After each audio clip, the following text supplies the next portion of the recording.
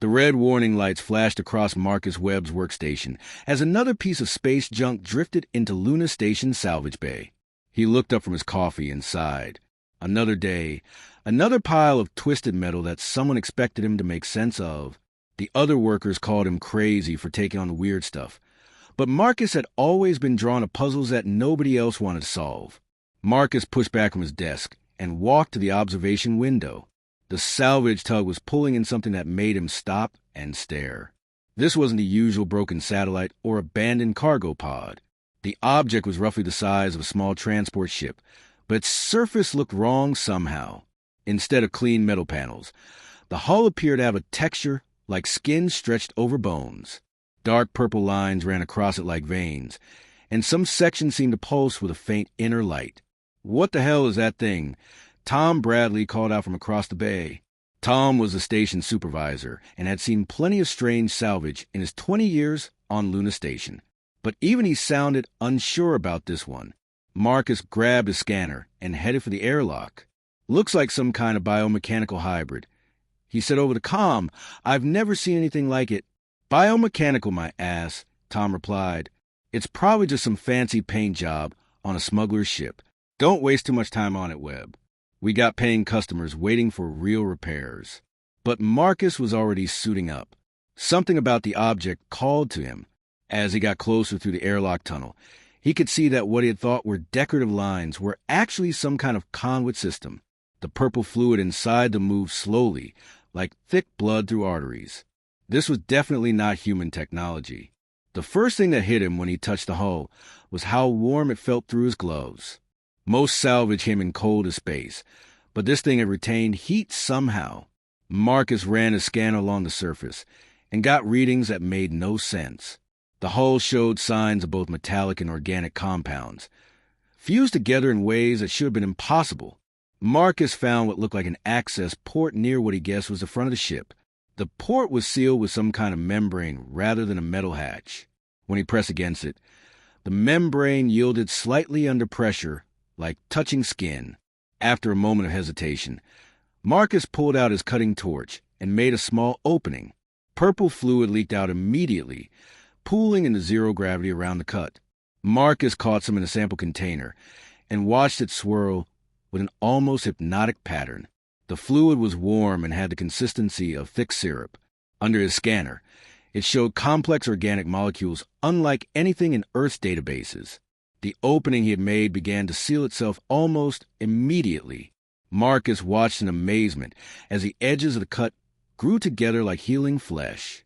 Whatever this ship was made of, it was definitely alive in some way. Marcus managed to squeeze through the partially healed opening before it closed completely. Inside, the ship was dark except for the faint purple glow from the conduit lines that ran along the walls. The air was thick and humid, with a strange metallic smell that reminded him of blood. His suit's atmosphere readings showed the air was breathable, but with trace compounds he couldn't identify.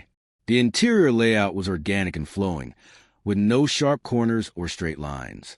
Everything curved and twisted like the inside of some giant creature. Marcus made his way deeper into the ship, following the main conduit lines toward what he hoped was a control center. His scanner was going crazy with readings. The walls contained what looked like neural pathways, complete with synaptic connections that fire with tiny electrical pulses. This wasn't just a ship with biological components. The whole thing was essentially a living organism that had been shaped into a vehicle. Marcus found the central chamber after several minutes of crawling through curved passages. The room was roughly spherical, with conduit lines converging from all directions into a complex network at the center. At the heart of this network was a chair-like structure, clearly designed for someone to sit and connect directly to the ship's systems. But what caught Marcus's attention was the state of everything around him. Many of the conduit lines had ruptured, leaking that purple fluid onto the floor where it had congealed into sticky puddles. The neural pathways in the walls flickered weakly, like a brain suffering from oxygen deprivation. Worst of all, the main network in the center of the room was going dark, one connection at a time. Marcus had spent 15 years working on biomechanical systems, mostly medical implants and prosthetics that interface with human nervous systems. He had never seen anything this advanced, but the basic principles looked similar. This ship was dying, and if he didn't do something soon, whatever consciousness it possessed would be lost forever. He started with the ruptured conduits, using his emergency medical kit to seal the worst leaks. The ship's biological systems responded to standard human medical treatments better than he had expected. Synthetic skin patches adhered to the organic hull material, and coagulant spray helped stop the fluid loss from smaller ruptures. As Marcus worked, he began talking to the ship out of habit. "Easy there," he said while applying a patch to a particularly bad leak. "I know it hurts, but this will help stop the bleeding." The conduit line seemed to pulse a little stronger in response, though Marcus figured that was probably his imagination. The neural pathways were more challenging.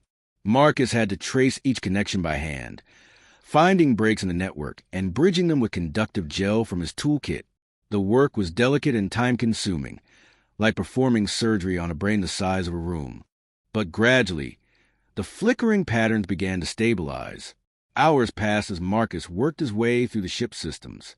He lost track of time, focused entirely on the task of keeping this amazing organism alive. His colleagues back at the station probably thought he had gotten lost or stuck somewhere, but Marcus couldn't bring himself to leave.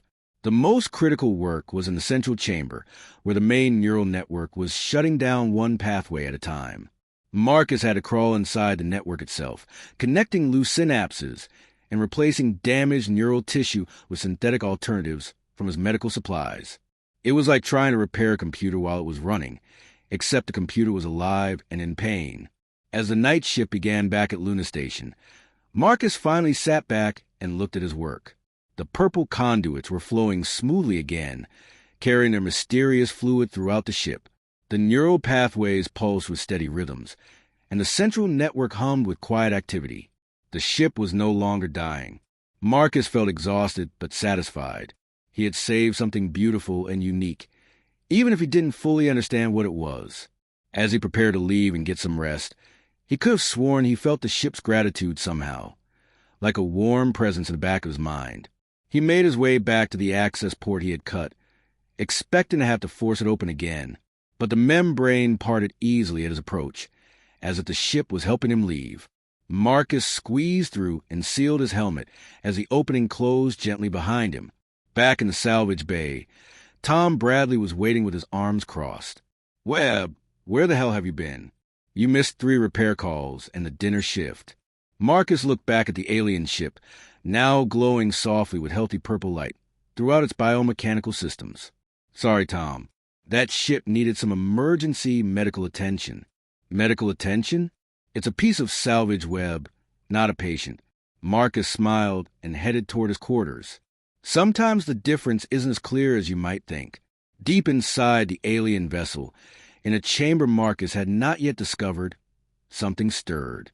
Neural pathways that had been dark for months began to glow with renewed life. A consciousness that had been preparing for death suddenly found itself pulled back from the edge of oblivion. Somewhere in the depths of the ship, amber eyes opened for the first time in weeks.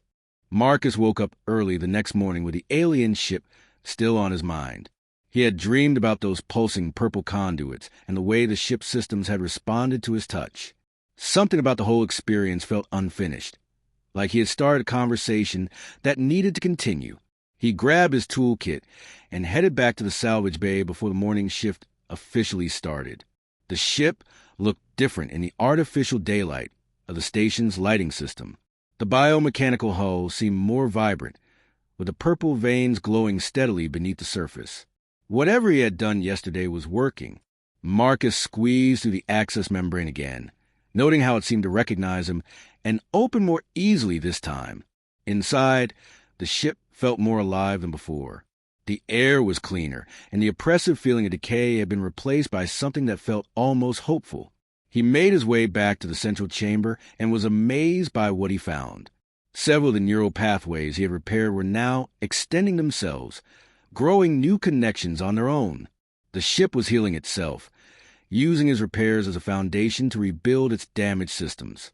Marcus set up his portable workstation and began a more thorough examination of the ship's biomechanical network.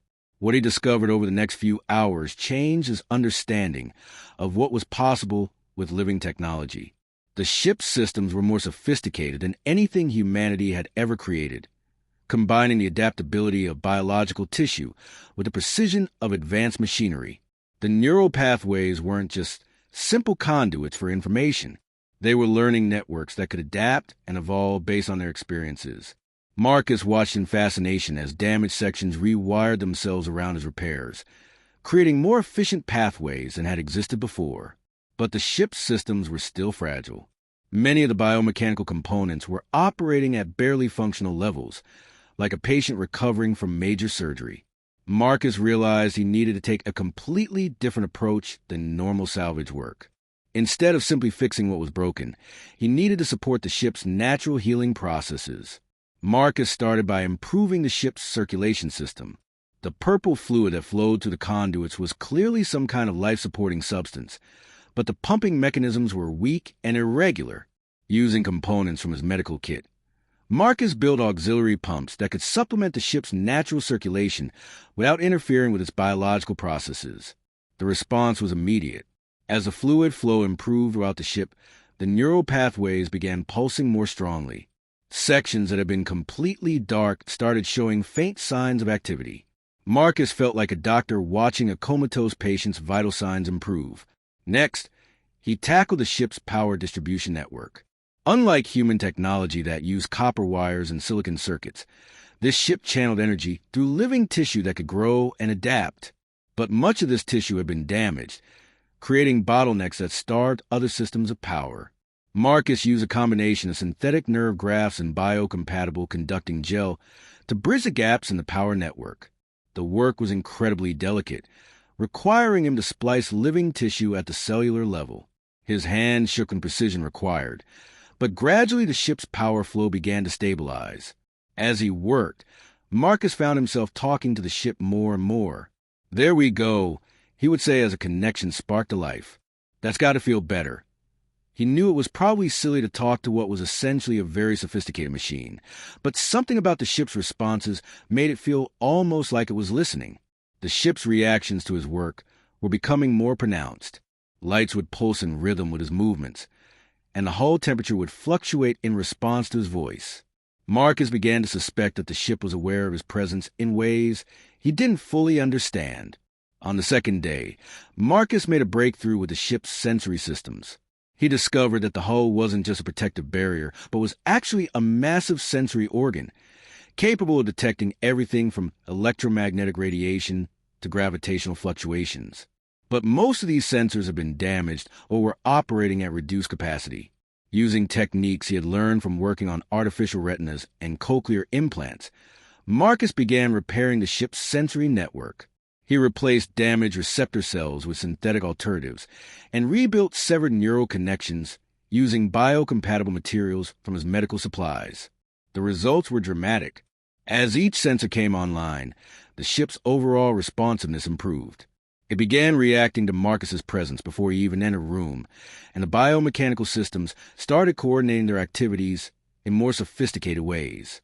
Marcus also discovered that the ship had been trying to communicate with him from the beginning. The pulsing patterns in the lights and the fluctuations in hull temperature weren't random. They were attempts at establishing some kind of dialogue.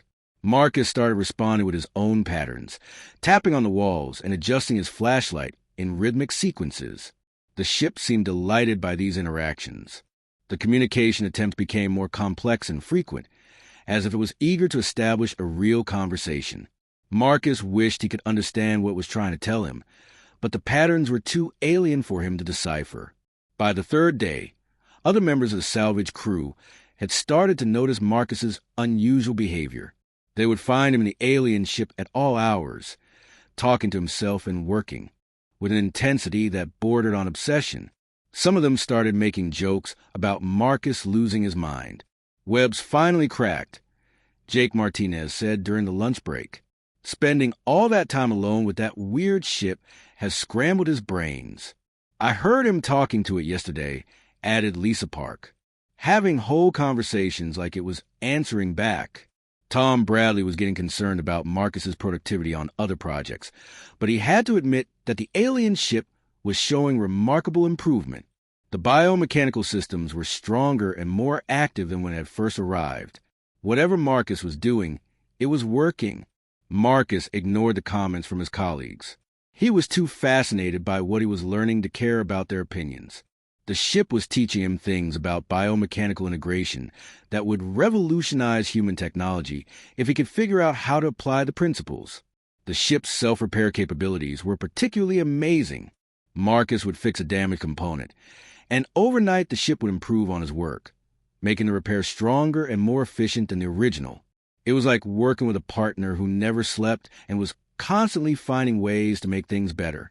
Marcus began experimenting with more advanced repairs. He started replacing entire sections of damaged biomechanical tissue with hybrid components that combined human technology with the ship's organic materials. The ship not only accepted these modifications, but integrated them seamlessly into its existing systems. The most challenging work was in the ship's central processing core, located deep in the chamber where all the neural pathways converged. This area had suffered the most damage, and Marcus suspected it was the key to the ship's consciousness and decision-making abilities. The core was incredibly complex, with layers of neural networks that seemed to process information in ways that were completely alien to human understanding. Marcus couldn't hope to comprehend how it all worked, but he could identify damaged components and replace them with functional alternatives. As he worked on the core, Marcus began to sense something that made him increasingly uncomfortable. There were patterns in the neural activity that reminded him of brain scans he had seen of patients in comas. The ship wasn't just a sophisticated machine. It was housing some kind of consciousness that was struggling to wake up. The realization hit Marcus like a physical blow. He wasn't just repairing a ship. He was performing life-saving surgery on a sentient being. Somewhere in this biomechanical maze was a living mind that depended on these systems for survival. Marcus's hands trembled as he continued his work on the central core. Every connection he made could be the difference between life and death for whatever consciousness resided in this ship. The responsibility was overwhelming, but he couldn't stop now. As the third day ended, Marcus stepped back and looked at his work. The ship was humming with activity, its systems coordinating in complex harmonies that sounded almost like music. The neural pathways pulsed with strong, steady rhythms, and the biomechanical components moved with fluid grace. But most importantly, deep in the central core, Marcus could see new patterns of neural activity emerging. Complex, organized patterns that looked remarkably similar to the brain waves of a person beginning to wake up from a long sleep. Marcus gathered his tools and prepared to leave for the night. As he reached the access membrane, the ship pulsed with what could only be interpreted as gratitude. The lights dimmed and brightened in a pattern that somehow conveyed warmth and appreciation. "Sleep well," Marcus whispered to the ship. "Tomorrow we'll see if we can get you fully awake." Deep within the ship's biomechanical heart, neural pathways that had been dormant for months were slowly coming back to life. A consciousness that had been trapped in darkness was beginning to sense light and movement in the world beyond its failing body. In a chamber that Marcus had not yet discovered, something that had been prepared to die was now fighting to live.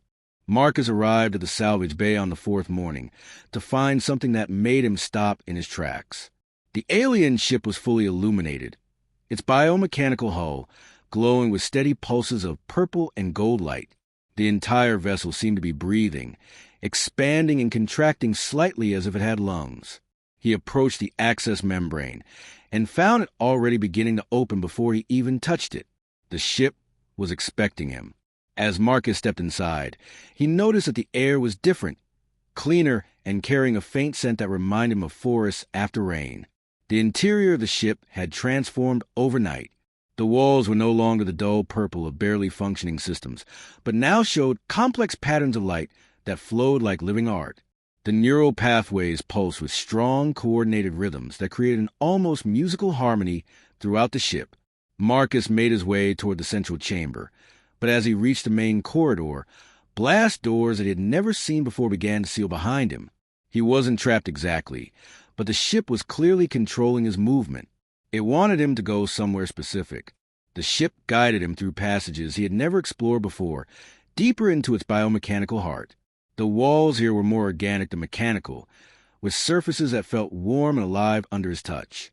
Bioluminescent panels provided soft lighting that seemed to respond to his presence. Marcus found himself in a chamber he had never seen before, larger than the central control room, and filled with what looked like life support equipment. Organic tubes and cables snaked across the floor and walls, all converging toward a raised platform in the center of the room. On that platform lay something that made Marcus's breath catch in his throat. It was clearly alive and clearly not human. The being was roughly humanoid but covered in what looked like short, dense fur that ranged from silver to dark gray. Its face was elongated like a wolf's, with a black nose and pointed ears that twitched slightly as Marcus approached. The creature was connected to the ship through dozens of organic cables that emerged from its spine and limbs. These neural links pulsed with the same purple light as the ship's conduits, creating a direct connection between the being's nervous system and the vessel's biomechanical brain. As Marcus moved closer, amber eyes opened and focused on him with startling intelligence.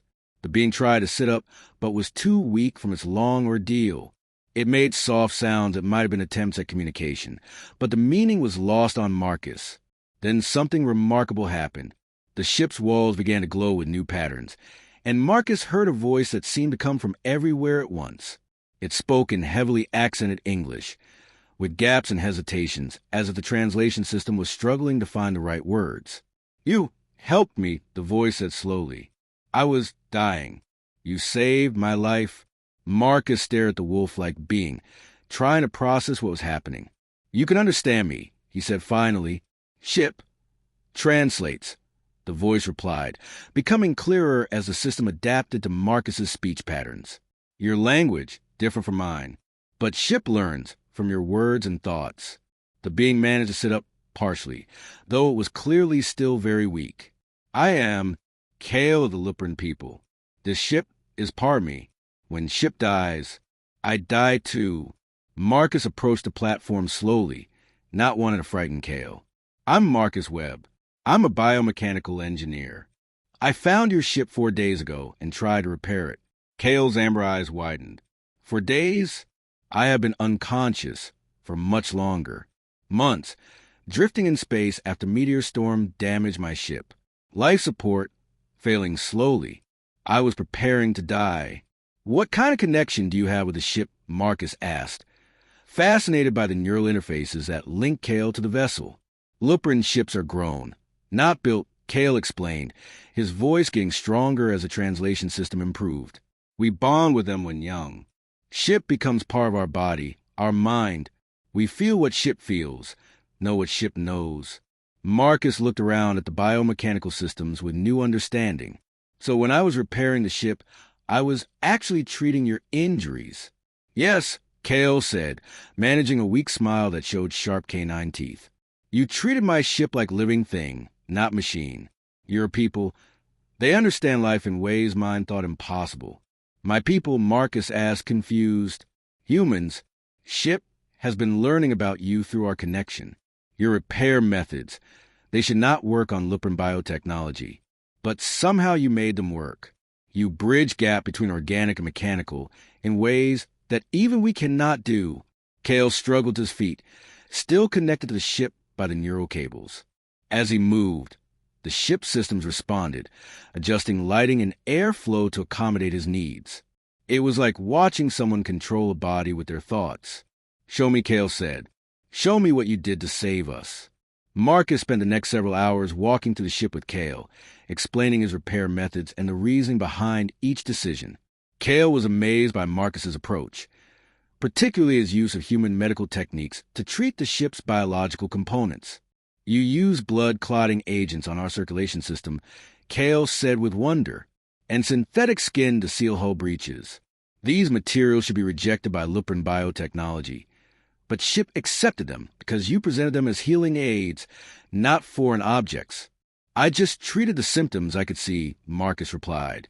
"The ship was bleeding, so I stopped the bleeding. The neural pathways were damaged, so I bridged the gaps. I didn't really understand what I was doing." "That is what makes it remarkable," Kale said. "You saw life where others would see only technology. You responded with compassion where others would respond with curiosity. Your instincts guided you to save a being you had never met." As they explored the ship together, Marcus learned more about Luprin technology and culture. The Luprins were explorers and scientists, traveling through space in their biomechanical ships to study other worlds and search for intelligent life. Kale had been on a long-range scouting mission when the meteor storm damaged his ship. We have found many worlds with life, Kale explained as they examined the ship's sensory systems. But most species are either too primitive for contact or too aggressive to approach safely. Humans are first we have encountered who show both advanced technology and wisdom to use it well. Marcus was fascinated by the ship's capabilities. The biomechanical systems could adapt and evolve in ways that human technology couldn't match. The vessel could repair itself, upgrade its own systems, and even grow new components when needed. Your repairs have made ships stronger than before, Kale said as they reached the central chamber. Neural pathways you created are more efficient than original design. Ship has learned from human engineering and improved itself. Marcus watched the neural networks pulse with coordinated activity. Is the ship conscious too, or is it just an extension of you? Both Kale replied. Ship has basic awareness, like, how would you say, very intelligent animal. But real consciousness comes from bond with pilot. Together we become something greater than either could be alone. As the day progressed, Marcus noticed that Kale was growing stronger. The neural connections between him and the ship were fully restored, allowing proper nutrient flow and waste removal. The wolf liked being moved with increasing confidence, though he remained connected to the ship by the organic cables. I must contact my people, Kale said eventually. They need to know what happened, and they need to know about humans. Your species may be answered a problem that has plagued us for generations. What kind of problem? Marcus asked. Kale's expression grew serious. There is a machine race called devourers. They consume biological matter to fuel their expansion. They have destroyed many worlds, turning living planets into metal and circuits. We have been searching for allies to help fight them, and you think humans might be able to help? Your ability to blend organic and mechanical systems could be key to defeating them, Kale explained. Devourers understand machines, but not life. They cannot adapt to biomechanical technology that thinks and grows and heals itself. Marcus felt a chill as he realized the implications. Are they coming toward human space? Yes, Kale said grimly. My mission was to scout their advanced fleet. I discovered they are moving toward this sector, but ship was damaged before I could report back. My people think I am dead, and massive devourer force approaches unknown. The weight of responsibility settled on Marcus's shoulders. His simple act of repairing a damaged ship had potentially saved not just Kale's life, but might be crucial to defending human civilization from a threat they didn't even know existed. We need to get you back to your people, Marcus said, and we need to warn Earth about what's coming. Kale nodded. Ship is ready for travel. Your repairs have made us stronger than ever. But first, I want to learn more about human technology. If we are to be allies against devourers, we must understand each other's capabilities. Marcus looked around at the amazing biomechanical systems surrounding them. For days ago, he had thought he was just salvaging an interesting piece of alien technology. Now he found himself at the center of a first contact situation that could determine the fate of both their species. Where do we start? Marcus asked. Kale smiled, his amber eyes bright with hope for the first time in months. We start by showing each other what our peoples can do when they work together. Over the next 2 days, Marcus and Kale worked together to fully understand what Marcus's repairs had accomplished. The results amazed both of them. The ship's biomechanical systems were not just restored, but had evolved beyond their original capabilities. Kale showed Marcus how the neural pathways that connected him to the ship had been rewired by the humans' interventions. Where the original connections had been simple one-way channels, Marcus's repairs had created complex feedback loops that allowed for much more sophisticated communication between pilot and vessel. Look at this, Kale said, placing his hand on a wall panel. The ship's hull immediately shifted color and texture, becoming harder and more reflective. Before your repairs, I could only control basic ship functions. Now the ship responds to my thoughts and emotions in ways that were never possible. Marcus watched in fascination as Kale demonstrated the ship's new capabilities. The biomechanical hull could adapt its properties in real time, becoming transparent like glass or solid like steel, depending on what was needed. The internal systems could reconfigure themselves, creating new rooms or passages as required. Your repair methods created something completely new, Kale explained.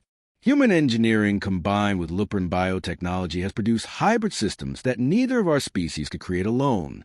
Marcus was equally impressed by what he learned about Lupin technology. The ship's organic components were far more sophisticated than anything humanity had developed. The biomechanical systems could think, learn, and adapt in ways that would revolutionize human science. "Show me how you grow these ships," Marcus asked, examining the living hull material under a scanner. Kale smiled and gestured for Marcus to follow him to another chamber. This room contained what looked like a garden, with strange plants growing in carefully tended beds. But as Marcus looked closer, he realized these weren't plants at all, but the early stages of biomechanical components. Lupin ships are cultivated over many years, Kale explained, touching one of the growing structures with gentle care. We plant seeds that contain both organic and mechanical genetic codes. As they grow, they develop into the systems needed for space travel. Marcus knelt beside one of the growing components and was amazed to see that it contained both living cells and microscopic mechanical parts working together seamlessly. "This is incredible. You're literally growing computers." "Yes, but more than computers," Kale said. "These systems can think, feel, and make decisions. They understand context and emotion in ways that pure machines cannot. When fully mature, they become part of ship's consciousness." Marcus spent hours studying the biomechanical cultivation process, taking notes and making sketches. The implications for human technology were staggering. If they could learn to grow their own biomechanical systems, it would revolutionize everything from medicine to space travel. "Your people could learn to do this," Kale said, watching Marcus's excitement. "Humans have natural ability to work with living systems. You understand life in ways that would make you excellent biomechanical engineers." "But we would need teachers," Marcus replied. "This knowledge must have taken your people thousands of years to develop." "Which brings us to an important question," Kale said, his expression becoming serious. "I must contact my people and warn them about Devourer Fleet, but I also want to propose alliance between our species. Question is whether your people would be interested in such partnership." Marcus thought about the bureaucrats and politicians who would need to approve any formal alliance. That might take time. Human governments don't make decisions quickly, especially about things they don't understand. "Time is what we do not have," Kale replied grimly. "Devourer Advanced Fleet will reach this sector within months. Main Force follows behind them. If we are to work together against this threat, we must begin preparations immediately." Marcus had an idea. "What if we started small? Instead of trying to convince entire governments, what if we showed a few key people what our cooperation could accomplish? Let the results speak for themselves." Kale considered the suggestion. "You mean create demonstration of human Lupin hybrid technology?" "Exactly. If we can prove that our combined capabilities are superior to what either species can do alone, it will be much easier to get official support for larger cooperation." They decided to start by upgrading Marcus's own equipment with biomechanical enhancements. Kale helped Marcus design a new toolkit that combined human engineering with Lupin biotechnology. The tools could adapt themselves to whatever task was needed, growing new components or changing their properties as required. The first test was remarkable. Marcus's new biomechanical scanner could analyze both living tissue and mechanical systems simultaneously, providing information that no human instrument could gather. The tool seemed to understand what Marcus was trying to accomplish and would adjust its settings automatically to provide the most useful data. "This is amazing," Marcus said as he used a hybrid scanner to examine the ship's hull. "It's like having a laboratory assistant that can read my mind." "That is essentially what it is," Kale replied.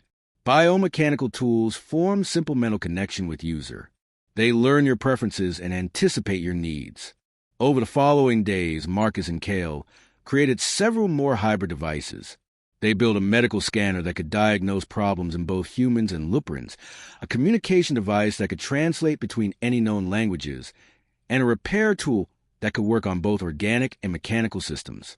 Each success made Marcus more excited about the possibilities. "We need to show this to other people," he said. "If human engineers could see what we're accomplishing, they would understand the potential immediately." Kale agreed, but he was also concerned about security. Devourer agents may already be in. this sector. If they learn about our cooperation too early, they might attack before we are ready to defend ourselves. What do Devourer agents look like? Marcus asked. They appear as machines, but some can disguise themselves as organic beings, Kale explained. They infiltrate civilizations to study their weaknesses before main force arrives.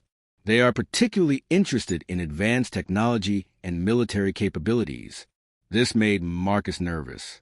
Luna Station received visitors from all over human space, including many he didn't recognize. How will we know if there are Devourer agents here? Ship sensors can detect them, Kale said. Devourers cannot perfectly mimic organic life. Their disguises have subtle mechanical signatures that biomechanical systems can identify. They decided to run a discreet scan of Luna Station to check for any suspicious visitors. The results were troubling. Kale's ship detected 3 individuals whose biological signatures were inconsistent with normal human readings. They are here, Kale said grimly. Devourer scouts have already reached your station. They are probably gathering information about human technology and defenses. Marcus felt a chill of fear. What do? We must warn your people without revealing our presence, Kale replied. If Devourers know that Luprans have contacted humans, they will accelerate their attack schedule. Marcus thought quickly. I have contacts in human defense forces, people who would listen to warnings about potential threats. But I would need proof that couldn't be easily dismissed. Kale considered this. Ship can provide detailed scans of Devourer agents, evidence that your security forces could verify independently. They spend the rest of the day preparing a comprehensive report on the Devourer threat. Kale provided technical specifications of their weapons and tactics, while Marcus translated the information into terms that human military analysts would understand. The report was sobering.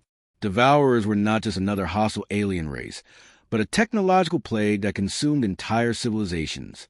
Their machines could adapt to most forms of resistance, learning from each encounter and becoming stronger. Traditional military responses were usually ineffective because Devourers could simply outproduce and outadapt their opponents. How have your people survived against them? Marcus asked. By being unpredictable, Kale replied. Biomechanical systems can evolve and change in ways that pure machines cannot anticipate.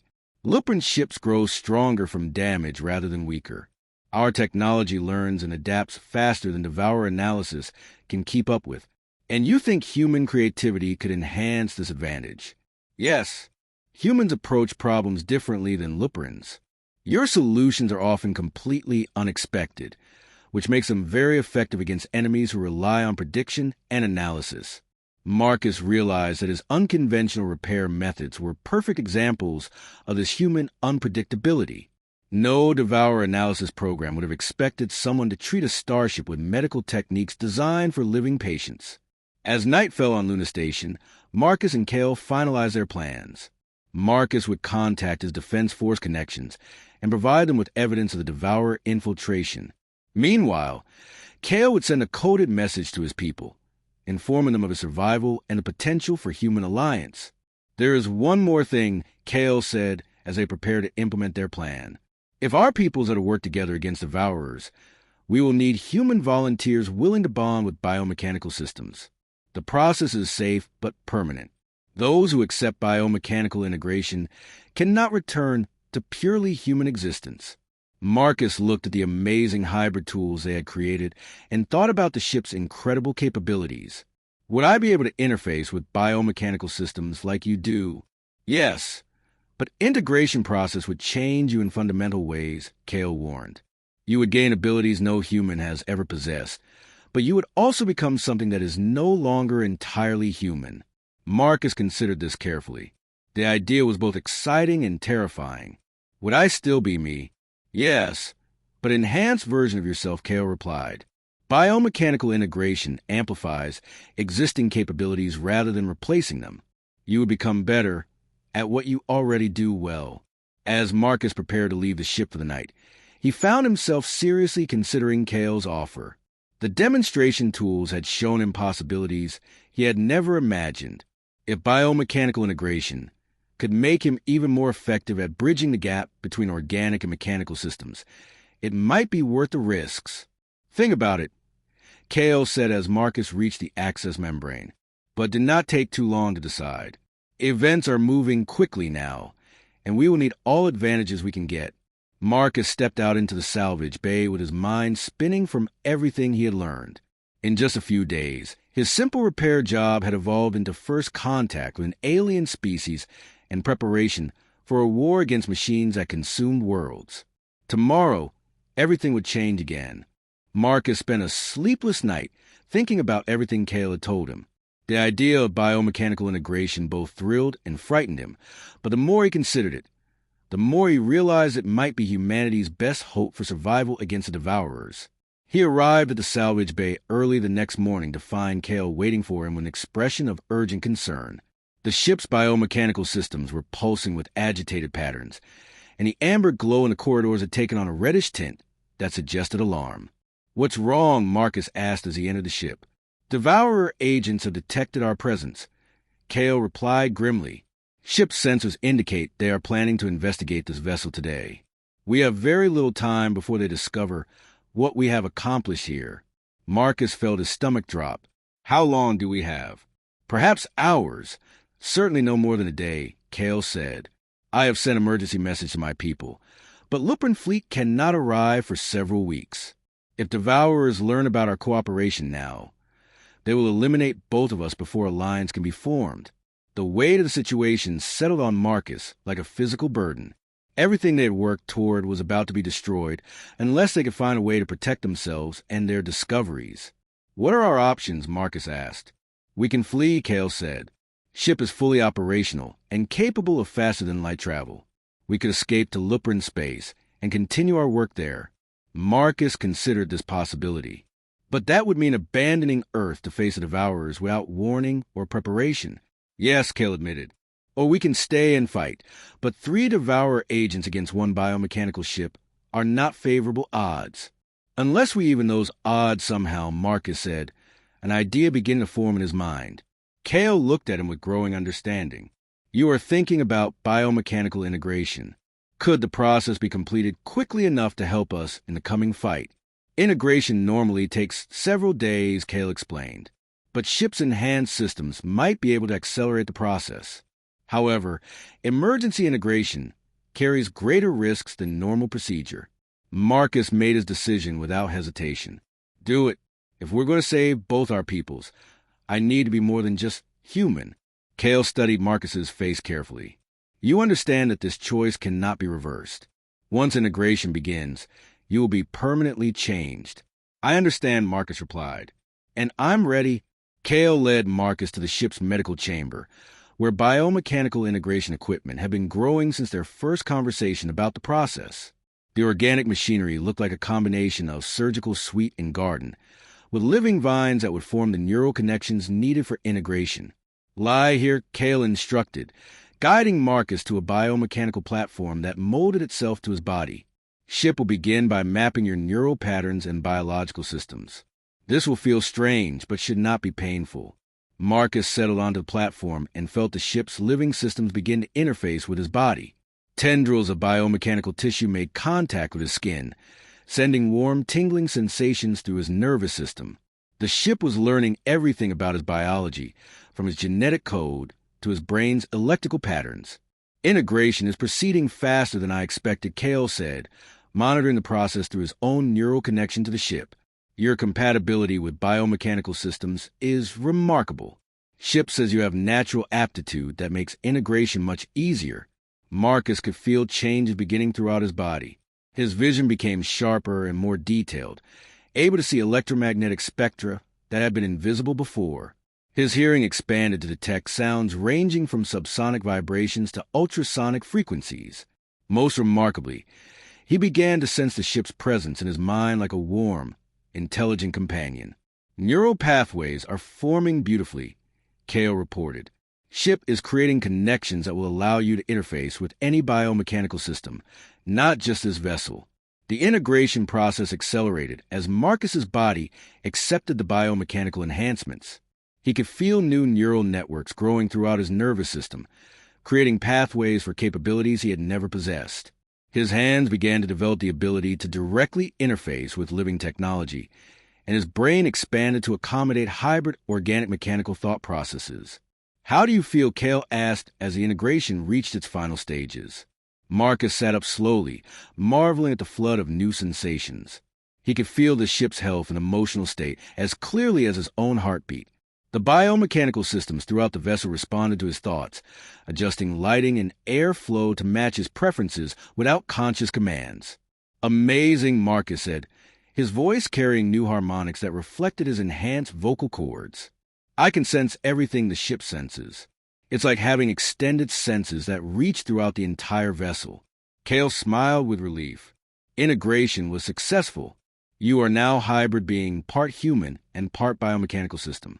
Your natural human creativity is enhanced by biomechanical processing power, making you capable of solutions that neither species could achieve alone.